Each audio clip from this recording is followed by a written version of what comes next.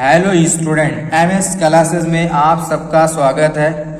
आज हम लोग जो है क्लास 11th का चैप्टर 0 फिजिक्स का बहुत दिनों के बाद आज एक नया लेक्चर फिर लेकर के आए हैं। काफ़ी दिनों से इसमें लेक्चर नहीं आ पा रहे थे किसी समस्या की वजह से। आज हम लोग एक बार फिर इसको उसी लेसन को आगे बढ़ाते हुए चैप्टर 0 को आगे बढ़ाते हुए इस पर हम लोग जो है चर्चा करेंगे। अब तक हम लोगों ने कुछ टॉपिकों पर चर्चा किया हुआ था, डिग्री वाले को देखा था और उसके अलावा एक टॉपिक जो है और हम लोग को देखे थे फलन देखे थे। आज हम लोग जो है इसमें देखेंगे सरल रेखा के बारे में कि सरल रेखा क्या चीज़ होती है। देखो यहाँ पर हम लोग जो है सरल रेखा पर चर्चा करेंगे। सरल रेखा तो हम लोगों ने जो है अभी कक्षा 10 में सरल रेखा के बारे में हम लोग पढ़े हैं। सरल रेखा का मतलब दो चर वाले रैखिक समीकरण ax plus by plus c बराबर 0। ये भी हमारा सरल रेखा का जो है समीकरण हुआ करता है। इससे अगर हम लोग ग्राफ बनाते तो हम लोग को जो है सीधी ग्राफ मिलती है। लेकिन हम लोगों को यहाँ पर जो सरल रेखा की बात कर रहे हैं वो ये नहीं पढ़ना है। हम लोगों को यहाँ पर जो सरल रेखा पढ़ना है वो हम लोगों को पढ़ना है कि y बराबर mx प्लस c वाली पढ़ना है। ये हम लोग इस वाली सरल रेखा की हम लोग बात करेंगे। इस सरल रेखा से संबंधित हम लोग जानकारी लेंगे। अब देखिए इसमें m क्या होता है। m को बोला जाता है ढाल। m हमारा क्या है, इसमें ढाल है। और c हमारा क्या है, ये y अक्ष का अंतःखंड है। क्या है, y अक्ष का क्या हमारा है, अंतःखंड ये है।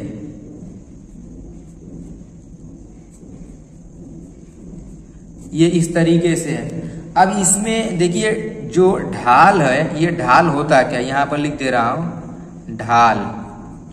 ढाल क्या चीज होता है यहाँ पर हम लिख देंगे। तो ढाल किसे कहते हैं, ये किसी सरल रेखा द्वारा एक अक्ष के साथ जो है एंटी क्लॉकवाइज दिशा में जो है बनाया गया कोण होता है, उसको ढाल कहते हैं। मैं यहाँ पर लिख दे रहा हूँ बाकायदा।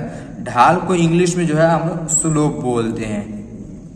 स्लोप, इसको ढाल बोला जाता है। देखिए इसमें लिख दे रहा हूँ यहाँ पर कि किसी सरल रेखा द्वारा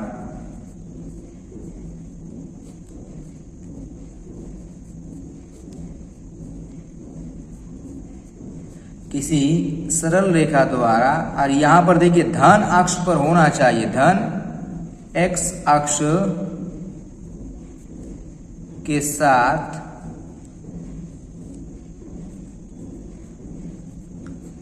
साथ एंटी क्लॉकवाइज ACW लिख दे रहा हूं इसको, एंटी क्लॉकवाइज घड़ी के विपरीत दिशा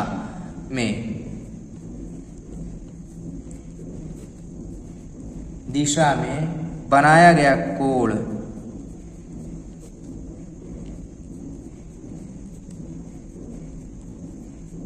ये होता है हमारा, इसको बोलते हैं ढाल बोलते हैं। अब जैसे अगर बात करूं मैं, यहाँ पर देखिएगा एक फिगर बना करके आप दिखा रहा हूं। जैसे यहाँ पर एक ढाल बना दे इस तरीके से। ये हमारा क्या है, x अक्ष है, ये y अक्ष होता है हमारा। ये हमारा x अक्ष है, ये हमारा y अक्ष है। ये x अक्ष का माइनस वाला है हमारा, x डैश से डिनोट करते हैं, ये y डैश होता है। अब ये यहाँ पर अगर कोई रेखा इस तरीके से मैंने बना दिया, अब ये रेखा पर ये जो कोण बन रहा है, देखिए ये जो x अक्ष के धन दिशा में जो कोण प्राप्त हो रहा है थीटा, इसी को बोलते हैं हम लोग ढाल। और ये जो ये थीटा जो होता है, जो ढाल होता है, ये टेन थीटा के इससे मिलता है हम लोग को टेन थीटा, और इसी टेन थीटा को हम लोग बोलते हैं ढाल बोलते हैं। ये हमारा ढाल होता है। अब जैसे अगर मैं इसमें देखूं एक चीज और दिखाऊं यहाँ पर आप लोगों को कि जैसे कि आप ग्राफ बना दे रहा हूं। देखो अब इसमें अगर ढाल का मान निकालना रहता है, जैसे यहाँ पर इस तरीके से बना दिया मैंने, थोड़ा सा बड़ा ग्राफ कर दे रहा हूं इस तरीके से। अब यहां पर एक इस तरीके से मैंने ढाल बना दिया। अब ये जो ढाल है ये कुछ कोण बनाएगा यहाँ पर हमारा, थीटा कोण बना रहा है।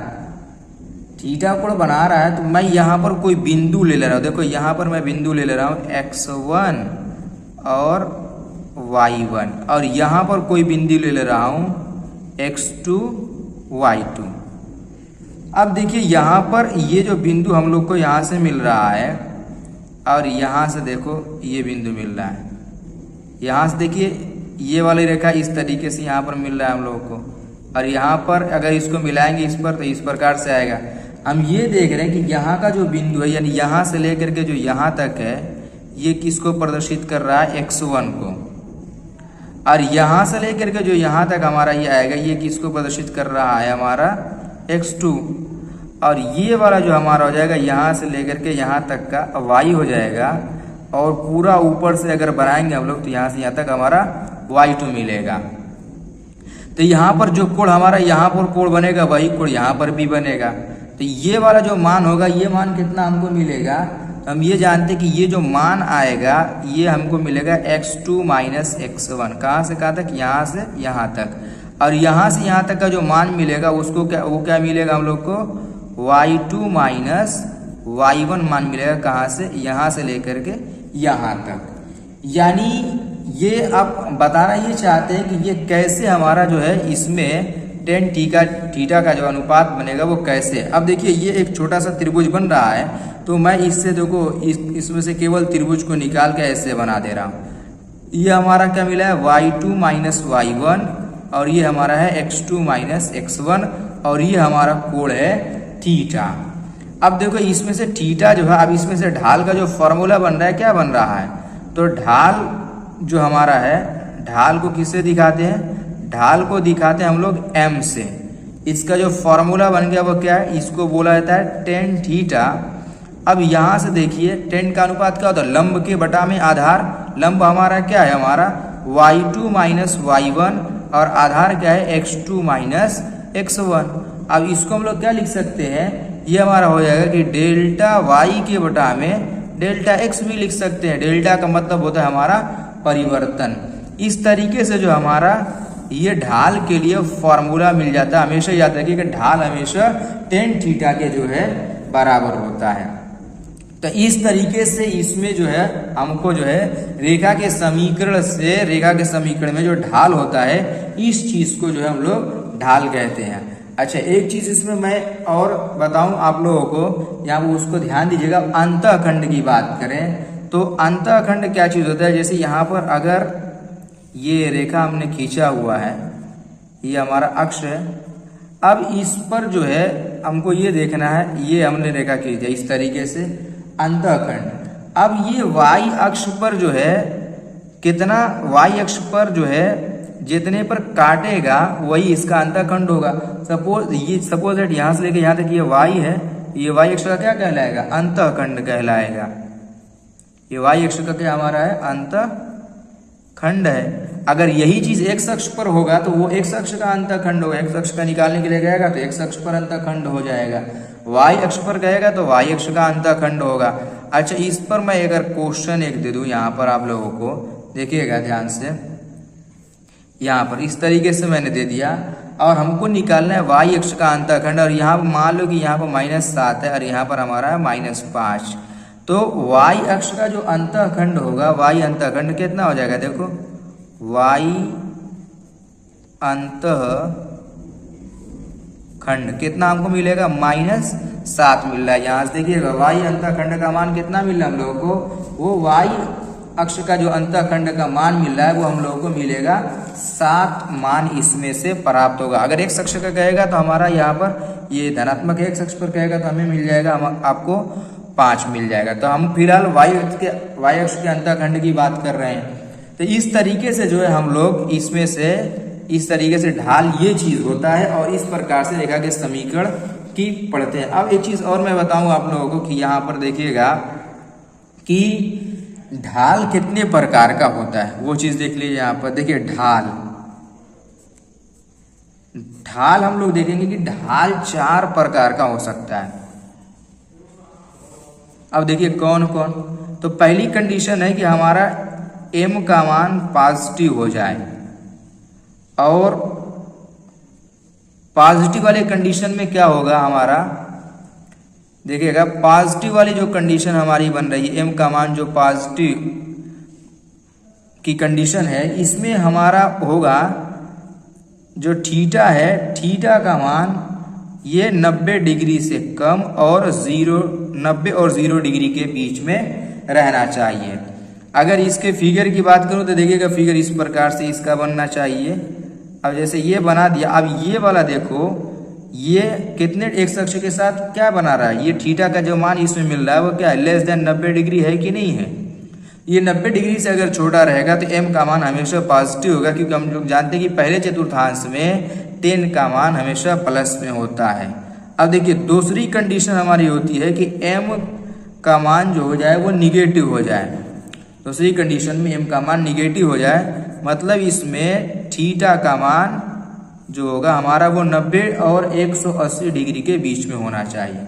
अच्छा, ग्राफ से अगर इसको समझे, अब देखिए जो कोण लिया जाएगा वो हमेशा एक्स अक्ष से एंटी क्लॉकवाइज लिया जाएगा। तो इसका ग्राफ कुछ इस प्रकार से ले, तो अब ये वाला जरा कोण देखो आप लोग, तो इसमें हमको जो थीटा का मान मिल रहा है वो क्या है, ग्रेटर देन 90 डिग्री है कि नहीं है।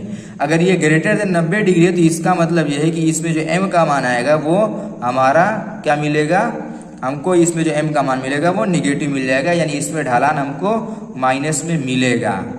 तीसरी कंडीशन अगर हमारी देखी जाए तो तीसरी कंडीशन में m का जो मान होगा वो 0 हो जाए, यानी 0 कब हो सकता है, तो 10 यानी थीटा का मान अगर 0 हो जाए तभी हम लोग कह सकते हैं कि इसमें 0 हो जाएगा। अब इसका ग्राफ कैसे बनेगा, तो देखिएगा इसका ग्राफ हमारा जो बनेगा वो कुछ इस प्रकार से होगा। अब देखो ये रेखा हमारी है, ये रेखा है, एक्स अक्ष के साथ कितने डिग्री का कोण बना रही है, 0 डिग्री का कोण बना रही है। जब ये 0 डिग्री का कोण बनाएगी तो इसमें जो ढालान मिलेगा हम लोग को वो भी हमको 0 डिग्री 0 ही आएगा।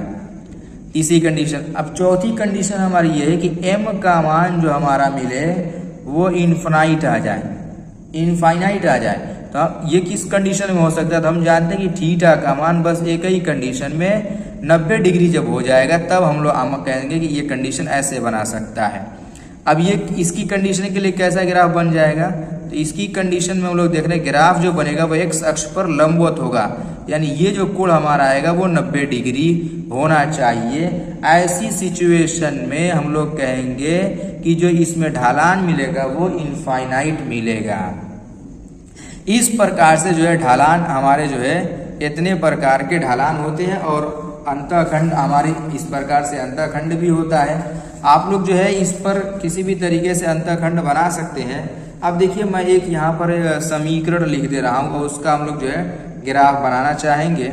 अब देखो ये क्वेश्चन हमारा है, देखिए क्वेश्चन है कि y बराबर -2m + 3। अब यहाँ पर हमको बनाना है इसका ग्राफ, की ग्राफ कैसा बनेगा। अब यहाँ पर अभी देखिए हमारा ग्राफ ऊपर लिखा हुआ है, ये यहाँ पर ये x रहेगा, यहाँ पर -2x + 3। तो हम यहाँ पर देख रहे हैं कि m का मान किस में है, माइनस में है। m के मान के लिए माइनस की कंडीशन क्या हो सकती है, हम ये जानते हैं कि माइनस में m का मान ये निगेटिव आएगा, m का मान निगेटिव होगा इसमें।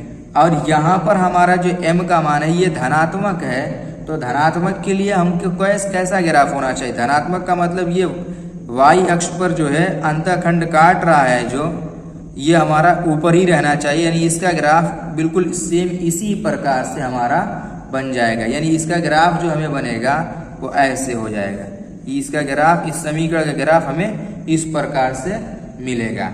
अच्छा, एक ग्राफ अगर मैं इस प्रकार से बनाऊं, ये देखिए हमको जो है यहाँ पर बस चिन्ह लगाना है, y बराबर ये 2m और यहाँ पर 3 लिखा हुआ है, और इसका ग्राफ देखिए इस प्रकार से है, और इसमें हम लोग को बस ग्राफ बना करके चिन्ह लगाना है। अब देखिए यहाँ पर कौन सा चिन्ह आएगा, अब देखिए ये x अक्ष है, ये y अक्ष। तो सबसे पहले ढालान देख लेंगे। ढालान हमारी माइनस में कब हो सकती है, जब x का ये थीटा का मान 90 डिग्री से ज़्यादा हो तो ढालान माइनस में आ जाता है। अब 90 डिग्री कहाँ से लेते, x अक्ष के साथ लेते, देखो ये 90 डिग्री से ज़्यादा है कि नहीं x अक्ष के साथ, यानी यहाँ पर हमें कौन सा चिन्ह आएगा, माइनस में आएगा। और ये हमारा क्या है, y अंतःखंड को काट रही है, तो y अंतःखंड या y अक्ष को कहाँ काट रहा है, नीचे काट रहा है। तो नीचे जब बनेगा तो वो क्या होता है हमारा, नीचे जाने पर हम जानते हैं कि वो माइनस में ही रहेगा, ऊपर होता है तो प्लस में, यानी यहाँ पर भी हमारा माइनस में हो जाएगा। इस प्रकार से समीकरण को देख करके हम लोग ग्राफ बना सकते हैं, ग्राफ को देख करके यहाँ पर चिन्ह भी लगा सकते हैं। ये था आज का हमारा जो है सरल रेखा के बारे में, जो इसमें हम लोगों ने ढलान देखा, अंतःखंड देखा और इसमें बहुत ज़्यादा कुछ जानकारी नहीं थी। यही सब सारी चीज़ें हम लोग को जो है आगे पढ़ना है। तो उम्मीद करते हैं कि आप लोग को आज की ये सारी चीज़ें जो है समझ में भी आया होगा, और ये क्वेश्चन भी जो हम लोगों ने मैंने बताया हुआ है ये भी आप लोग अच्छी तरीके से समझे होंगे।